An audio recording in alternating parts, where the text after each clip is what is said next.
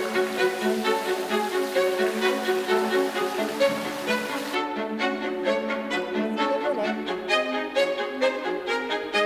à s'ouvrir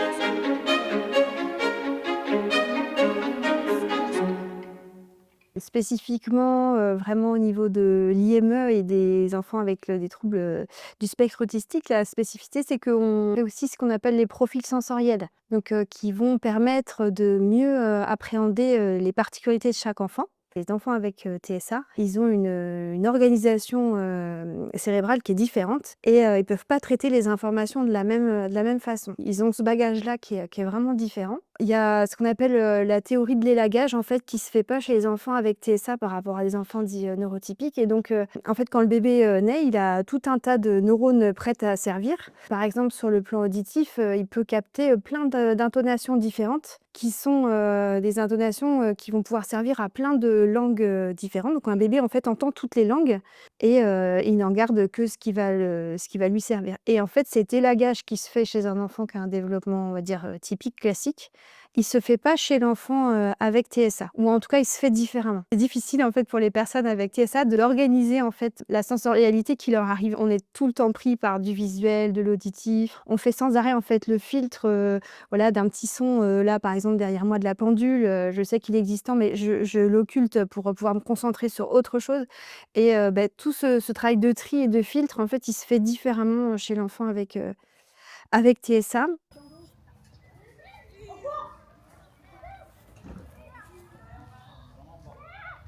Sacha, avait besoin d'une ambiance très calme. Il avait du mal à être pris dans les bras et ça, c'était quand même prenant pour nous. Ça a beaucoup changé depuis. Au niveau, visuel, c'était vraiment les lumières et cetera, il avait vraiment beaucoup de mal. Alors je mettais une ambiance, très apaisée, des lumières douces, dès le départ. On s'est retrouvés aussi au moment de l'allaitement à avoir des difficultés et je remarquais que tout simplement le fait d'être dans mes bras, c'était difficile pour lui. Mmh.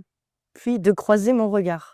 Donc ça m'a un petit peu interpellée au niveau de ce moment-là. En fait, on s'est adapté au fur et à mesure naturellement et au niveau auditif, il ne supportait pas beaucoup de bruit et y compris nos voix. Donc ça devenait très compliqué de pouvoir l'apaiser. En grandissant, effectivement, lorsqu'il s'est mis à marcher, on se rendait compte qu'il s'écroulait facilement, ce qu'on appelle vestibulaire en fait. Il avait peu de sensibilité, peu de réaction lorsqu'il tombait. Donc là, c'était plutôt dans l'hyposensibilité, en fait.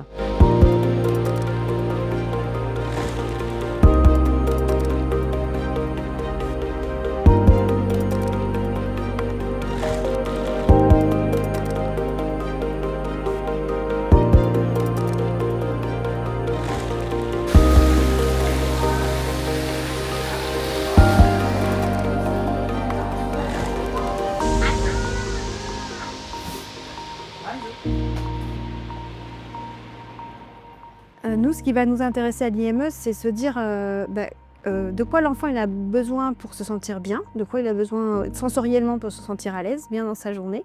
Qu'est-ce qui le gêne? Puis, qu'est-ce qui le motive? Qu'est-ce qui lui fait du bien? Le snozolène, c'est un peu cette idée-là, c'est-à-dire de prendre un temps spécifique avec l'enfant autour, de propositions, d'expériences sensorielles où en fait, c'est lui qui place le curseur de ce qu'il veut pas, comment il a envie. L'adulte, il est vraiment pleinement disponible pour être là pour lui, donc d'être ensemble, en fait, dans cette relation autour du sensoriel. Donc ça, c'est vraiment, qu'est-ce qui me fait du bien? Après nous, ça nous permet aussi d'ajuster et si un enfant va bien, d'être plus sur des choses d'apprentissage. Après, on peut mettre son énergie à autre chose qui le gêne. Par exemple, des propositions d'outils comme, le casque pour, le petit garçon Sacha. On s'est dit: «On n'arrivera jamais à lui mettre quelque chose sur la tête, hein». Au niveau sensoriel, lui, une casquette ou quoi que ce soit, ça fait pas très, très longtemps que c'est intégré. On a essayé de faire des renforçateurs, nous, au niveau de la maison, sans s'en rendre compte, en fait. Il aimait bien, des petites comptines, les titounis. Comme c'est assigné, ça lui permet une meilleure compréhension, en plus. Donc c'était à ce moment-là qu'on lui mettait les lunettes et je pense qu'il y a vu son intérêt et puis il voyait mieux. Et donc du coup, associé à quelque chose d'agréable, effectivement, il les tenait, et on a fait la même chose pour le bruit, quand on le sentait gêné. Organiser l'environnement aussi autour de l'enfant, de façon à ce que s'il préfère être dans un environnement en mouvement, le petit garçon qu'on voyait tout à l'heure, il a besoin pour pouvoir parler, pour pouvoir garder le fil de sa pensée. C'est ajuster l'environnement à ce que l'enfant, a besoin. Pour certains enfants, c'est assez évident de voir que c'est au niveau sonore, d'autres que c'est plutôt tactile et on réajuste et puis pour d'autres, ça devient vraiment très complexe. parce que l'hyposensibilité ou l'hypersensibilité, elle peut ne pas être la même selon chaque sens. On a remarqué qu'au moment du passage à la nourriture, fallait que la couleur et le contenant et l'odeur soient, satisfaisantes pour lui. Il était très sélectif et tout ça a beaucoup bougé et maintenant il est bien. L'audition, par exemple, elle peut venir impacter la vue. Sorte de mise en mode, par défaut, quand, certains enfants, et même adultes avec autisme, il y a du trop, que c'est plus possible de traiter, autant d'informations. En fait, ils se mettent ce qu'on appelle un canal, en monotraitement. C'est-à-dire qu'ils vont traiter plus que le visuel ou bien plus que l'audition et tout s'annule et tout c'est comme si, voilà, ils fermaient les écoutilles. Sur le côté hypersensible au niveau auditif, surtout chez Sacha, le fait de savoir que c'était ça qui était le plus envahissant pour lui, ça nous permettait de mettre en place des choses pour que ce soit adapté pour lui. Ça a permis d'être en cohésion aussi avec les professionnels, d'être soutenu. C'était vraiment un moment qui était important, d'être compris. En fait, avec Paul, on a travaillé sur l'idée d'un bouclier. Tu veux le raconter ton bouclier? Comment il est? Il est à 100%. Il est à 100. OK, parce que le bouclier, des fois, en fait, le bouclier de Paul, il peut arriver que quand il y a trop de bruit ou quand il y a des choses qui te touchent et que tu avais pas prévu, ça abîme son bouclier. C'est toujours, essayer de travailler avec, comme avec le petit garçon, avec Paul, de voir jusqu'où on peut aller dans la tolérance. Enfin, il a apporté vraiment beaucoup de choses pour qu'on puisse essayer d'avoir une image, en fait, de qu'est-ce que ça lui fait dans son corps et nous, ensemble, on essaie de se dire: «Bah, alors qu'est-ce que ça fait pour toi?» S'en rendre compte. Qu'est-ce qu'on peut faire si ça abîme le bouclier? Donc là, la respiration, on va voir qui peut reprendre la respiration. Ça voilà, avoir des outils pour, construire quelque chose qui soit sécurisant et qui soit, tolérable, en fait. Et au niveau tactile, après, quand ça abîme le bouclier, beh, c'est pas facile pour Paul, ça l'énerve, ça l'embête, ça l'agace très fort. Donc on a construit l'idée de faire un bouclier et on cherche comment renforcer le bouclier. Puis après, bah, parfois, il y a vraiment de l'insupportable et là, bah, on peut y avoir ce qu'on appelle l'évitement. Les enfants, ils peuvent éviter certaines situations parce qu'ils ont l'habitude. Il y a la tondeuse qui arrive, donc ils savent que ça va faire un gros bruit qui les dérange. Donc à peine la tondeuse est sortie, ils s'en vont à l'autre bout du jardin. Et en fait, on peut aussi parfois, travailler le fait d'être à côté de cet objet, sans qu'il soit en route. Enfin, voilà, de pas être dans, la phobie en fait voilà, de suranticiper des choses qui sont pas encore, existantes. Ah, ça recommence! Zut! Bouclier là, combien là? Il est redescendu. 80. Zut, mince! Ça a abîmé le bouclier. Comment on peut le remettre à 100? En passant par le visage. On passe pas par les cheveux. Et toi, avec la respiration, est-ce que tu pourrais essayer de remettre bien à 100? Génial. Donc on a aussi la respiration. C'est super la respiration parce qu'on l'a toujours avec nous. Elle peut nous servir tout le temps, la respiration. L'enfant, il peut présenter des choses en plus différentes ici à l'IME à son domicile. Donc nous, on a vraiment besoin de savoir ce dont ils ont besoin à la maison pour pouvoir, s'il y a des outils qu'on arrive à mettre en place à l'IME, que ça puisse être transférable. À la maman, on parlait de généralisation et c'est vraiment ça. On utilise parfois aussi des vidéos pour montrer comment ça se passe en IME parce que c'est pas toujours évident de décrire. Donc ça, c'est un vrai travail important déjà, de se dire: «Bah, on est bien d'accord avec ce qui se passe chez vous, on le comprend» et puis le profil sensoriel, c'est vraiment l'occasion de poser des questions sur comment ça se passe à la maison. En fait, il y a des parents, ils se sont tellement, tellement adaptés depuis que l'enfant il est petit que ça leur semble évident. Donc ça a enlevé aussi beaucoup de culpabilité, je pense qu'on l'apporte tous à un moment ou un autre. Au quotidien, c'est pas facile, hein, quand même, de pouvoir, voilà, d'avoir cette énergie pour réorganiser sans arrêt le monde, pour leur enfant.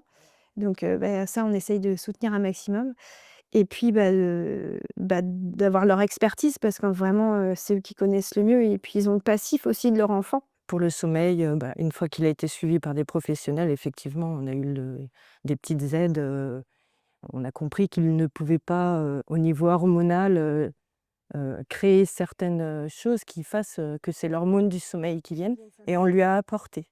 Voilà. Donc ça, c'est aller dehors pendant 5 minutes. La valise à solution, elle sert quand on a des problèmes.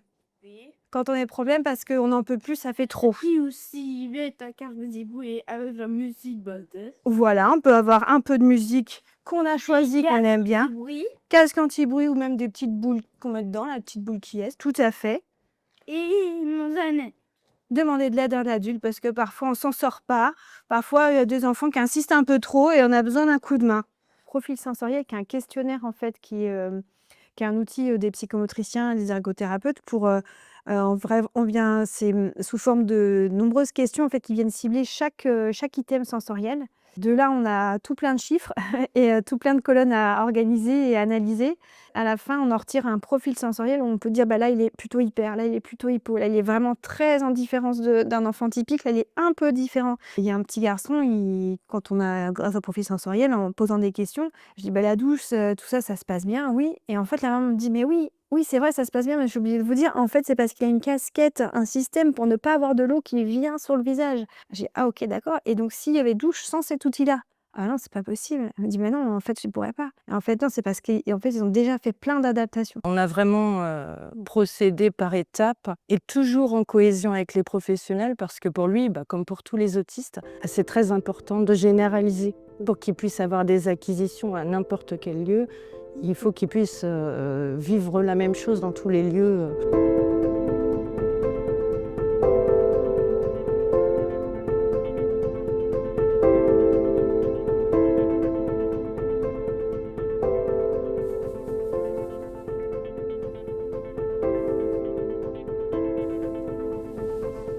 Oh, c'est le volet? Tiens. C'est un petit garçon qui peut facilement dire qu'il a peur. C'est pas forcément l'émotion, mais c'est un petit peu sa réponse première quand il y a quelque chose qui l'interpelle ou qui le surprend. L'idée, c'est de pouvoir là lui présenter différents objets qu'on va considérer comme des renforçateurs. Lui, tu préfères? Lequel? Lequel? Ok. Le renforçateur dans l'autisme, c'est de pouvoir amener les enfants à réaliser un apprentissage. Ça fonctionne avec des félicitations pour des enfants un peu plus lambda. Dans l'autisme, il faut vraiment des choses concrètes. L'idée de ce qu'on a fait là, c'est d'essayer de voir quel type d'objet il peut aimer. Nathan, il n'aime pas tellement ce qui vibre. Tout ce qui va être auditif, il est assez sensible aussi. Là, il aime bien les choses qui se triturent. Après, il n'a pas de choses très fortes. Il est content de manipuler un petit peu tout, mais il ne va pas vouloir le garder absolument ou rentrer dans une autostimulation forte. Ça nous donne plus des grandes lignes de savoir quel type d'objet on peut lui proposer. Mais là, pour Nathan, ça donne un petit peu quel type d'objet on va pouvoir utiliser en renforçateur. C'est l'idée de l'évaluation, c'est d'identifier quels objets on peut avoir en renfo pour travailler plus tard. Tu vas aller à la piscine? Avec Sacha? Oui. Oui. Et Adam? Ouais. Ah bon, vas-y. Ok.